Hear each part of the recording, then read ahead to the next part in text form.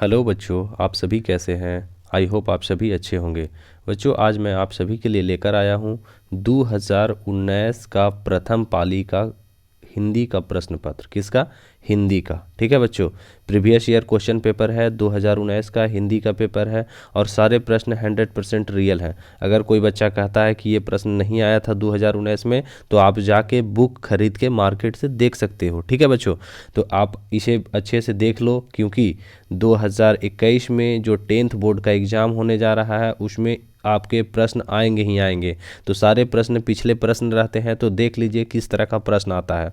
बच्चों, ये इसी यही पैटर्न और यही प्रश्न जो है आपको 2019 में पूछा है, 2020 में पूछा है और 2021 में भी पूछेगा। तो हिंदी में आप फेल ना हो जाएं, इसके लिए आप पूरे वीडियो को देखिएगा। ठीक है, तो चलिए देखते हैं। ऑब्जेक्टिव प्रश्न लेकर आया हूँ, लघु उत्तरीय और दीर्घ उत्तरीय के लिए अलग से मैं वीडियो बनाता हूँ। ठीक है, लघु उत्तरीय और दीर्घ उत्तरीय के प्रश्नों को अलग से मैं वीडियो बनाता हूँ, उसमें भी बताता हूँ कि कौन सा निबंध आया था, कौन सा एप्लीकेशन आया था लिखने के लिए। ठीक है बच्चों, तो इसमें आपको हम चलिए ऑब्जेक्टिव कराते हैं। तो ऑब्जेक्टिव में पहला प्रश्न पूछा गया था, सब पुराने अच्छे नहीं होते, सब नए खराब नहीं होते, यह युक्ति किसकी है?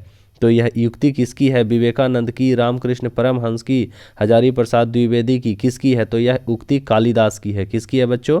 कालिदास की एक उक्ति है, सब पुराने अच्छे नहीं होते, सब नए खराब नहीं होते। यह युक्ति किसकी है? कालिदास की। ऑप्शन नंबर डी सही जवाब। चलिए नेक्स्ट देखते हैं। अगला प्रश्न है बच्चों, लक्ष्मी कहानी की केंद्रीय पात्र कौन है?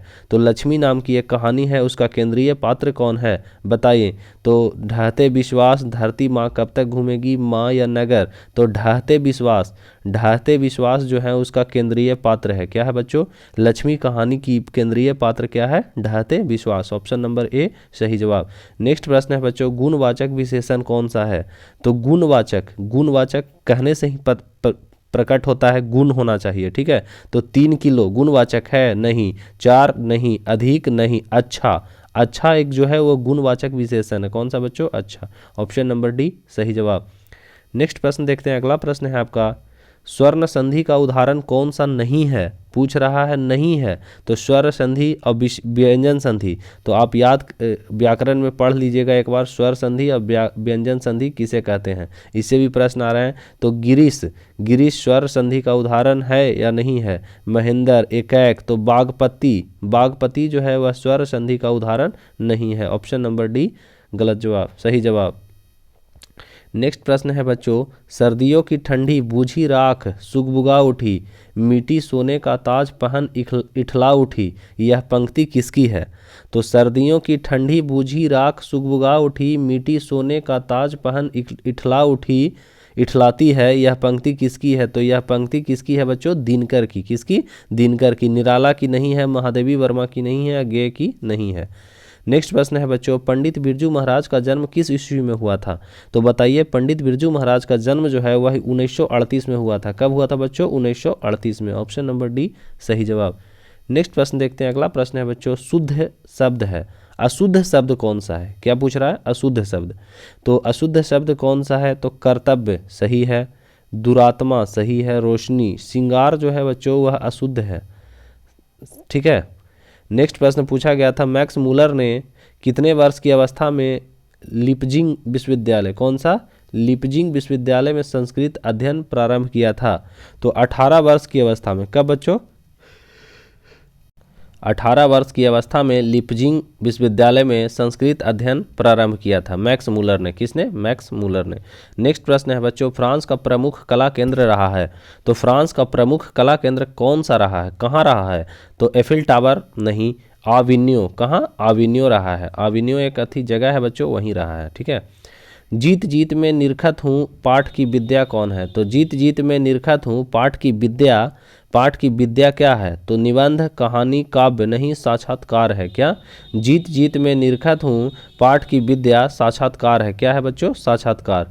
नेक्स्ट प्रश्न है, दुर्दता मानवीय विभीषिका का चित्रण करने वाली कविता है? दुर्दांता। क्या है? दुर्दांत हाँ दुर्दांत है बच्चों, दुर्दांत। ठीक है, कुछ टाइपिंग मिस्टेक है, दुर्दांत। ठीक है, दुर्दांत मानवीय विभीषिका का चित्रण करने वाली कविता है? तो यह जो है कौन सी? तो हिरोशिमा। हिरोशिमा जो है वो दुर्दांत मानवीय विभीषिका का चित्रण करने वाली कविता है, हिरोशिमा कविता है। ठीक है। अधर्म में कौन सा उपसर्ग है? तो बच्चों उपसर्ग और प्रत्यय, उपसर्ग और प्रत्यय इसको भी आप व्याकरण में पढ़ लीजिएगा बहुत अच्छी तरह से। ठीक है। उपसर्ग और प्रत्यय इसका भी वीडियो बनाया जा चुका है, प्लेलिस्ट में जाके आप देख सकते हैं। तो अधर्म में कौन सा उपसर्ग है? तो आ उपसर्ग जो पहले लगता है, प्रत्यय जो बाद में लगता है, तो आ उपसर्ग है। ठीक है। आइए नेक्स्ट प्रश्न देखते हैं। अगला प्रश्न है बच्चों, लिखाई में कौन सा प्रत्यय है? उपसर्ग और प्रत्यय, उपसर्ग जो शब्दों के पहले लगते हैं और प्रत्यय जो शब्दों के बाद लगते हैं। तो लिखाई, आई आता है, आई आता है ना बच्चों, आई, तो लिखाई आई प्रत्यय है। नेक्स्ट प्रश्न है आपका, अति सुधो स्नेह को मार्ग है, जही नेकु स्यानप बाक नहीं, यह पंक्ति किस कवि की है? कौन सा? अति सुधो स्नेह को मार्ग है, जही नेकु स्यानप बाक नहीं, यह पंक्ति किस कवि की है? तो यह पंक्ति घनानंद की है। किसकी? घनानंद जी की है। नेक्स्ट प्रश्न है बच्चों, नलिन विलोचन शर्मा का जन्म किस ईस्वी में हुआ था? तो नलिन विलोचन शर्मा का जन्म 1916 ईस्वी में। कब हुआ था? 1916 ईस्वी में। हिंदी के आदि कवि कौन है? तो हिंदी के आदि कवि कौन है बच्चों? तो चंदवर दाई। कौन है? चंदवर दाई। हिंदी के आदि कवि कौन है? चंदवर दाई। नेक्स्ट प्रश्न है आपका, सावरदैया भाषा के सफल का कहानीकार कौन है? तो सावरदैया भाषा के सफल कहानीकार राजस्थानी। कौन है बच्चों? राजस्थानी। नेक्स्ट प्रश्न है आपका, साहित्य के निर्माण में प्रतिभाशाली मनुष्यों की भूमिका क्या है? तो साहित्य के निर्माण में प्रतिभाशाली मनुष्यों की भूमिका निर्णायक है। क्या है? निर्णायक। नेक्स्ट प्रश्न है बच्चों, रंगप्पा था, तो रंगप्पा कौन क्या था? तो जुआरी था। व्यापारी था? नहीं। वकील? नहीं। किसान? नहीं।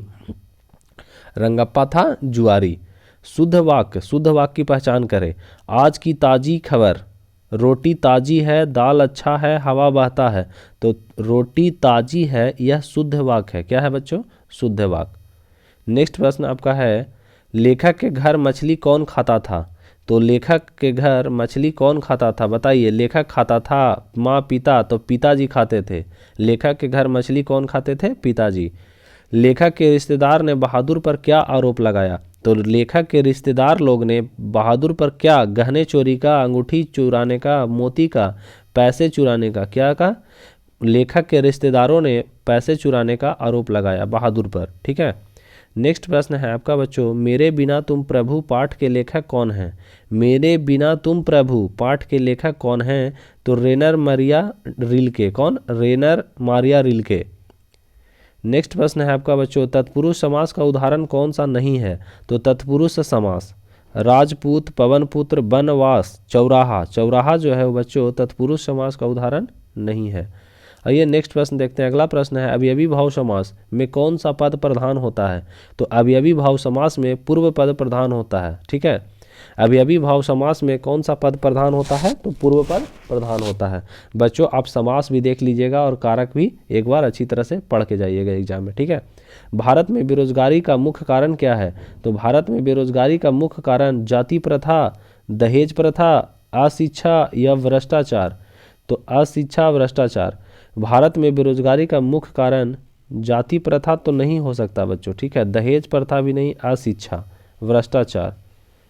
भ्रष्टाचार बेरोजगारी का कारण नहीं, जातीय प्रथा होगा। क्या होगा बच्चों? जाति प्रथा भारत में बेरोजगारी का मुख्य कारण है।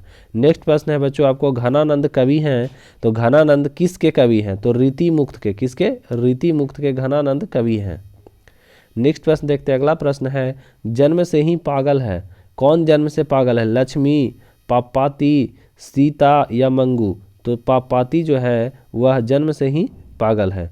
नेक्स्ट प्रश्न आपका 29, लेखक को मछली खाने में से किसने मना किया? तो लेखक को मछली खाने से उसकी माँ ने मना किया। किसने? माँ ने मना किया था। नेक्स्ट प्रश्न है बच्चों, पंडित बिरजू महाराज कितने साल के थे तभी उनके पिता का देवासन हो गया? ठीक है। तो पंडित बिरजू महाराज कितने साल के थे? तो 9.5 वर्ष के थे। ठीक है। 9.5 वर्ष के ही थे तभी उनके पिता का देहांत हो गया। नेक्स्ट प्रश्न है बच्चों, स्वामी विवेकानंद ने वेदांतियों का वेदांती किसे कहा है? तो स्वामी विवेकानंद ने वेदांतियों का वेदांती मैक्स मूलर को, किनको? मैक्स मूलर को कहा है। नेक्स्ट प्रश्न देखते हैं। अगला प्रश्न है दही वाली मगम्मा पाठ के लेखक कौन है? तो दही वाली मगम्मा पाठ के लेखक श्रीनिवास है। कौन है बच्चों? श्रीनिवास। साबरदैया नहीं, सुजाता नहीं। संधि, स्वर संधि का उदाहरण बताइए। तो स्वर संधि और व्यंजन संधि, इसको भी आप एक बार तरह से अच्छी तरह से पढ़ लीजिएगा, ठीक है। तो स्वर संधि का उदाहरण कौन सा है? बाग्देवी, आछदा नहीं, वधु सत्व। क्या? वधु सत्व स्वर संधि का एक उदाहरण है। नेक्स्ट प्रश्न है आपका ललित निबंध है। तो ललित निबंध कौन सा है? तो नाखून क्यों बढ़ते हैं? क्या? नाखून क्यों बढ़ते हैं, ललित एक निबंध है। नौबत खाने में इबादत पाठ के केंद्र में है। नौबत खाने में इबादत जो है वह पाठ के केंद्र में कौन है? तो बिस्मिल्लाह खां। कौन है बच्चों? बिस्मिल्लाह खां। नेक्स्ट प्रश्न देखते हैं। अगला प्रश्न है आपका सर्वनाम का भेद कौन सा है? तो सर्वनाम का भेद संबंधवाचक सर्वनाम, ठीक है। तीन बेटे की माँ है। तीन बेटे की माँ कौन है? मगम्मा, सीता, लक्ष्मी। तो सीता, सीता जो है वह तीन बेटे की माँ है। नेक्स्ट प्रश्न देखते हैं। अगला प्रश्न है आपका निम्नलिखित में सर्वनाम। तो सर्वनाम कौन सा है? अच्छा, मोहन, पिता नहीं, वह जो है वह सर्वनाम है। अगला प्रश्न है बच्चों रामधारी सिंह दिनकर रचित पाठ कौन सा है? तो रामधारी सिंह दिनकर द्वारा रचित पाठ हिरोशिमा, जनतंत्र का जन्म, भारत माता, मछली। तो जनतंत्र का जन्म रामधारी सिंह दिनकर रचित पाठ है।